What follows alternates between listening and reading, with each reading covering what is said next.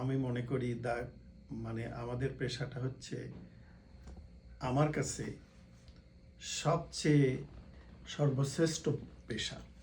আমার যদি 2বারও 3বারও এই পৃথিবীতে জন্ম হয়, আমি ডাক্তার হিসাবেই জন্ম গ্রহণ করতে চাই। কারণ এই পেশাতে সব কিছু আছে। সব কিছু আছে, যেমন আমি বলি, আমার প্রফেসর ইউসুফ আলী সাহেব খুব ভালো মানুষ ছিলেন। আমাদের নৈতিকতা থেকে আরম্ভ করে আমাদের ভ্যালুসগুলো বারবার মনে স্মরণ করায় দিতেন।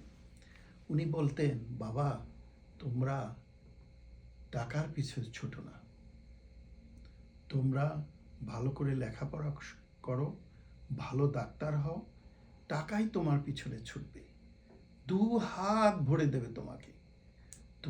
তোমরা শুধু এখন লেখাপড়ার সময় ভালো করে লেখাপড়া করো, তারপরে জীবনে আর কোনো পিছিয়ে তাকাতে হবে না।